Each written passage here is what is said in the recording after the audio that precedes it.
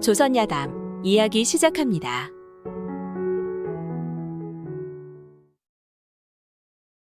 옛날 옛적 어느 산골 마을에 막새라는 청년이 살았습니다. 막새가 사는 마을은 맑은 냇물이 흐르고 늘 청명한 기운이 서려 있어 창운동이라 불렸는데 사방이 병풍같이 우뚝 선 산으로 둘러싸여 있어 하늘만 빼꼬만 산골 마을이었습니다. 이곳은 워낙에 깊은 산중이라 나라에 전란이 발생하였어도 수년간 그 사실을 아무도 모르고 지낼 정도인 곳이었지요. 아이고, 그 소식 들었어? 뭔 소식? 외놈들이 쳐들어와 임금이 도망을 다 갔었다 한다네. 그래? 난 처음 듣는 소리인데. 이리 답답한 사람을 보겠나? 세상 돌아가는 것도 알고 살아야지. 아이고 초시 어른, 그게 벌써 몇 년 전 일인데 세상 돌아가는 일이라 그러십니까? 그럼 막새 너는 알고 있었어? 아이 그럼요. 저야 1년에 서너 번은 꼭 산 아랫마을에 다니면서 다 듣고 있었지요.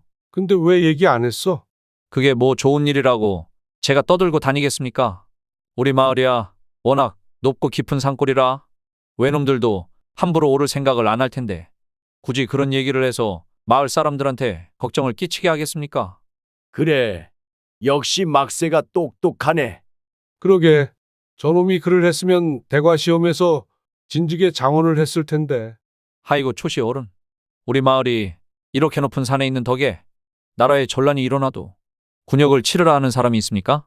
아니면 세금을 바치라고 하는 놈이 있습니까? 그저 남아도는 땅에서 농사지요. 마을 사람들 끼니 걱정 없이 잘 사는데 글을 배워서 뭐 한다고 그런 말씀을 자꾸 하십니까? 그래, 그건 막새 말이 맞네. 글을 배워봐야 어디 쓸 데가 있어야지. 그저 배부르고 등 따시면 되지. 처음엔 마을 사람들 사이에서 막새는 늘 옳은 소리를 하고 영리한 사람으로 통했습니다.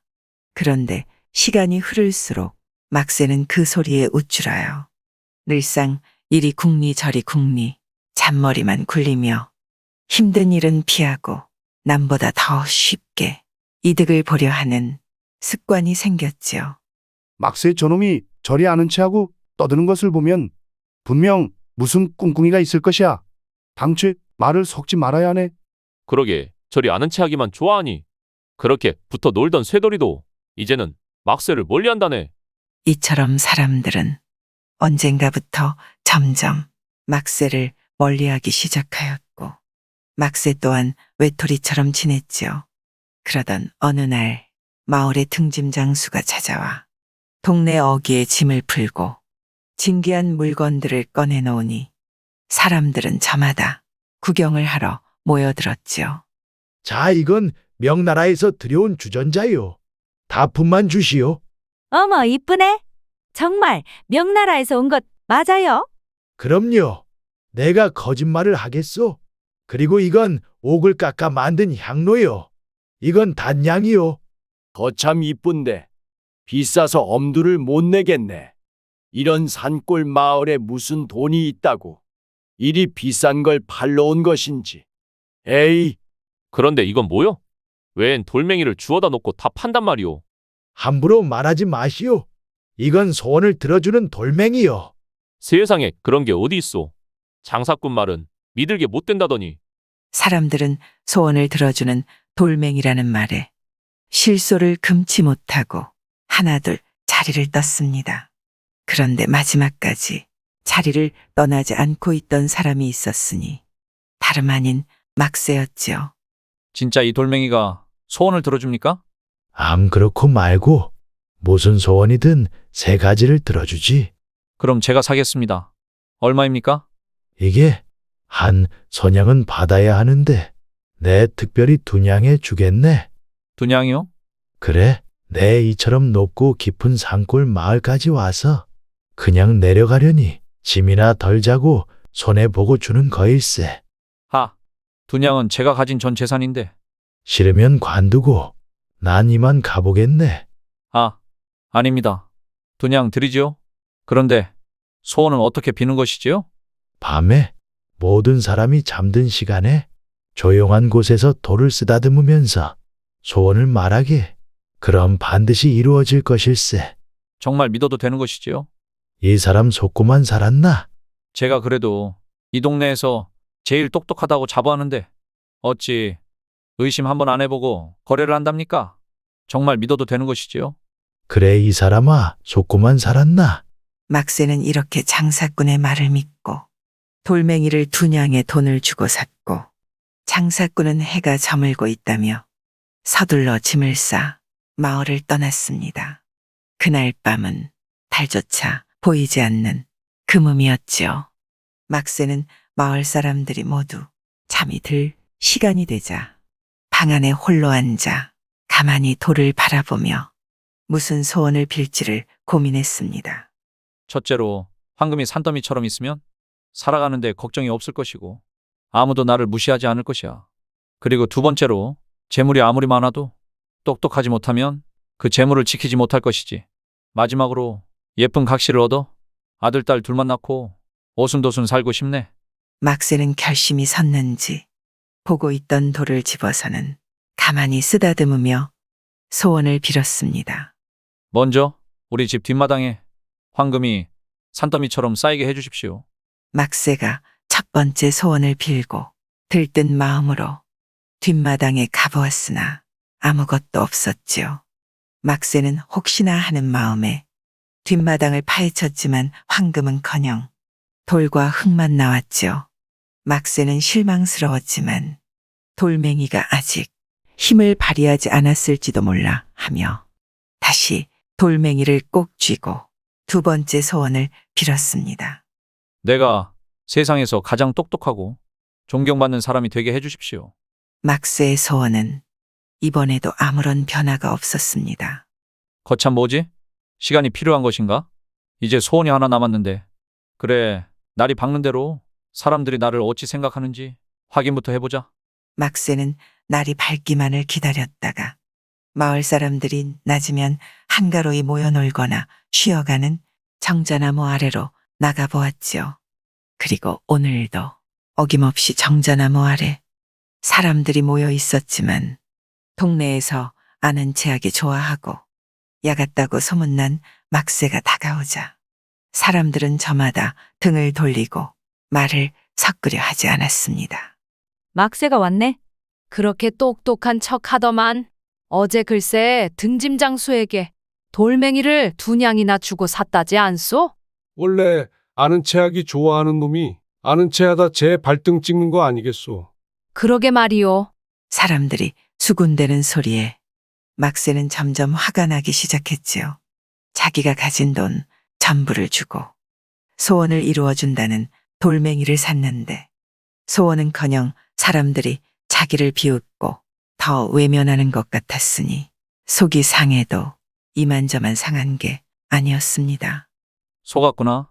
내 이 돌멩이를. 막새는 등짐장수에게 속았다는 생각에 돌멩이를 던져 버리려다 순간 생각했습니다. 그래, 아직 소원이 하나 남았지. 이번이 정말 마지막이야. 돌멩아, 등짐장수가 내게 찾아와 돌멩이 값을 돌려주게 해줘. 그런데 그날 저녁 정말로 등짐장수가 막새의 집을 찾아왔지요. 계시오? 아무도 안 계시오? 문 밖에서 누군가 부르는 소리에 막새가 문을 열어보니 등짐장수 아니겠습니까? 화가 난 막새가 등짐장수에게 따져 물었습니다. 이보시오! 이 돌멩이는 아무 소용도 없잖소. 당장 내 돈을 돌려주시오. 등짐장수는 막새가 소리를 쳐도 아무렇지 않은 듯 웃으며 대답했습니다. 왜 소용이 없다 하는가? 자네가 그 돌멩이의 소원을 빌어 이렇게 내가 다시 오지 않았는가? 뭐요? 줬소? 그건 그렇다 치고 어서 내 돈 돌려주시오. 좋네. 그런데 한 가지. 돈을 돌려받고 싶으면 내 부탁을 하나 들어주게. 아니 이 양반이 지금 무슨 수작을 부리는 것이오? 이보게 내가 거짓말을 한 것은 아니지 않은가? 자네 소원이 돈을 돌려받는 거라 해서 내가 여기 왔고 자네의 나머지 소원이 언제 이루어질지는 내가 얘기한 적 없지 않은가? 막새가 들어보니 그 말도 맞는 것 같았습니다. 줬소? 그럼 부탁이 뭐요? 자네 저 멀리 보이는 산 위에 가본 적 있는가? 아니 저 산은 높고 험준하기로 소문나 약초꾼들도 거의 오르지 않는 곳이라 갈 일이 없었지요. 저 산의 꼭대기에 해마다 이맘때면 꽃 한 송이가 피었다 100일 만에 지는데 그 꽃을 내게 꺾어다 주게. 그럼 자네의 나머지 소원도 다 이루어질 것이네. 그게 정말입니까? 그럼 정말이지. 좋소이다. 내 속는 셈 치고 이번 한 번만 더 믿어보겠소. 등짐장수와 그렇게 약속한 막새는 날이 밝자 산을 오르기 시작했습니다. 그런데 막상 올라가야 할 산은 가파른 절벽과 깊은 계곡을 지나야 했습니다. 막새는 가파른 절벽을 오르며 생명의 위협을 느끼니 후회스러운 마음도 들었죠. 지치고 포기하고 싶은 순간이 여러 번 찾아왔지만 막새는 마음을 다잡고 끝까지 산을 올랐습니다. 그렇게 힘들게 산봉우리에 올라보니 조그만 바위 틈 사이로 한 번도 보지 못한 이름 모를 아름다운 꽃이 피어있질 않겠습니까? 저 꽃이 그 지혜의 꽃이구나. 막새는 드디어 소원을 이룰 수 있다는 생각에 그 꽃을 꺾으려 가만히 다가갔습니다. 순간 어디선가 들리는 호랑이 소리에 막새는 기절초풍이 되어 온몸이 굳어져 버렸습니다. 그리고 눈 깜짝할 사이에 거대한 호랑이 한 마리가 나타나 꽃을 막아서며 눈을 부릅뜨고 막새를 노려보았지요. 겁이 나 온몸에 식은땀이 흐르고 숨조차 제대로 쉴 수 없었던 막새가 한참 동안 호랑이와 대치하고 있다 생각했습니다. 난 저 꽃을 가지러 왔고 이렇게 호랑이를 만났으니 여기가 내가 죽을 자리인가? 그래, 호랑이에게 물려가도 정신만 차리면 살 수 있다지 않은가? 어차피 죽을 몸 맞서 싸우던지 아니면 살려달라 빌던 뭐든 해보자. 막새는 주먹을 움켜쥐고 호랑이를 쳐다보았습니다. 그리고는 호랑이에게 달려들었지요. 그런데 순간 호랑이는 사라지고 그 앞에 등짐장수가 서 있질 않겠습니까? 이제 좀 알겠는가? 무엇을 말씀이십니까? 진정한 소원을 이루는 법 말일세. 소원은 그저 빈다고 이루어지는 게 아니라 스스로 노력하고 힘든 여정을 통해 깨닫는 것이 있어야 이루어지는 것이네. 그 말에 막새가 생각해보니 지금까지 지혜의 꽃을 얻기 위해 했던 고생길이 진짜 원하는 걸 얻기 위한 과정이었음을 알아차렸습니다. 당신은 대체 누구십니까? 누구겠는가? 그저 등짐장수지. 오늘의 깨달음을 평생 잊지 말게. 소원을 이루어 주는 것은 돌멩이도 꽃도 아닌 오직 자네뿐이라는 것을. 등짐장수는 그렇게 말하고 연기처럼 사라졌습니다. 깨달음을 얻은 막새는 산에서 내려오며 자신의 삶을 되돌아볼 수 있었죠.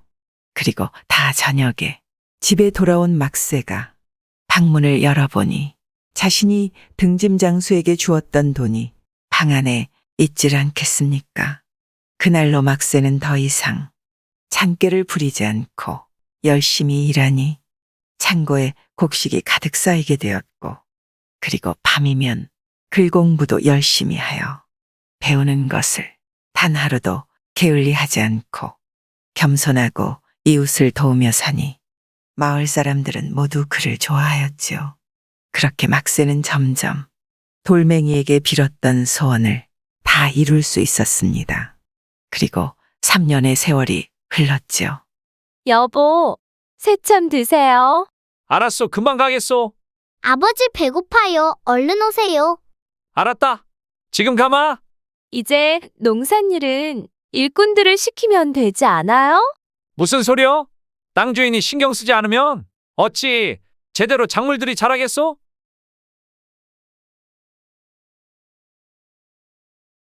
옛날 옛적 어떤 산골 마을에 부인과 어린아들을 거느린 젊은이가 살고 있었습니다. 하루는 지게를 지고 산에 나무를 하러 올라갔다. 잠깐 동안에 한 지게 잔뜩 나무를 해놓고는 지게 옆에 앉아 쉬고 있었죠. 그런데 저만치 떨어져 있는 바위 위에 하얀 옷을 입은 두 사람이 마주 앉아 있는 것이 보였습니다.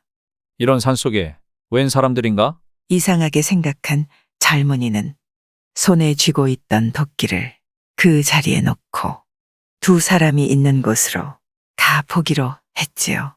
가까이 가보니 머리며 수염이 하얗게 새버린 노인 두 사람이 하얀 옷을 입고 마주 앉아 바둑을 두고 있는 것 아니겠습니까?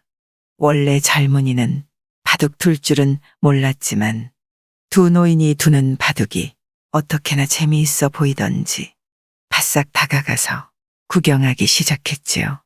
얼마를 그렇게 넉나간 사람처럼 구경만 하던 젊은이는 퍼뜩 정신이 들어 집에 가야겠다는 생각이 들어 지게며 도끼를 놓아두었던 곳으로 돌아갔죠. 젊은이는 도끼를 집어들었습니다. 그랬더니 이게 어떻게 된 셈인지 성하던 도끼 자루가 썩어 있었고 푸석푸석 부러지고 말았습니다. 도끼뿐만이 아니라 지게도 역시 썩어서 짊어질 수가 없었지요. 할 수 없이 빈손으로 산을 내려와 집이 있는 동네에 들어섰는데 또한 이상하게 여겨졌지요. 조금 전 산에 오를 때와는 무엇인가 달라진 것 같은 느낌이 들었을 뿐만 아니라 지나가는 사람이 모두 낯선 사람들 뿐이었고 자기를 힐끔힐끔 쳐다보기도 하는 게 아니겠습니까? 제 집까지 온 젊은이는 쌀인문을 들어서면서 헛기침을 서너 번 했지만 언제나처럼 맞이하는 아내나 아이들도 없었거니와 집의 모양도 조금 달라진 것 같아 이상해서 마당에서 다시 헛기침을 하려니 방문이 열리면서 꽤 나이 들은 웬 남자가 나왔습니다. 젊은이는 더욱 이상해서 물었죠. 대근 니신데 남의 집에 와 있소? 그 말에 남자는 발끈 화를 내면서 말했습니다. 허참, 살다 보니 별 미친 사람 다 있지. 남의 집에 와서 행패를 부리는 당신은 누구요? 이렇게 해서 두 사람은 서로 제 집이라 옥신각신 시비가 붙었는데 결국 자초지종을 들은 남자가 한숨을 쉬며 얘기하는 것이었습니다. 자신의 할아버지 이름은 아무개였었는데 하루는 산에 나무를 하려고 올라간 후에 소식이 끊기었는데 그 후 할머니도 작고하시고 아버지도 얼마 전에 돌아가셨으며 지금은 자기가 이 집 주인인데 젊은이의 얘기에 할아버지 생각이 난다 하지 않겠습니까? 이 말을 들은 젊은이는 깜짝 놀랐는데 다름 아니라 할아버지 이름이 자기 이름이었기 때문이었지요. 젊은이가 산에서 본 두 노인은 신선이었고 바둑 구경한 시간은 놀랍게도 아들이 손자를 낳고 그 손자가 장년이 되는 3대가 살아간 시간이었던 것이었습니다. 신선 노름에 도끼 자루 썩는 시간은 인간 세상의 3대와 맞먹는 시간인 것이지요. 살다 보니 별일일세. 난데없는 할아버지를 모시게 되었으니 꺽쇠야, 배고프구나. 참 좀 내오거라. 구독과 좋아요와 함께 오늘도 좋은 날 되세요.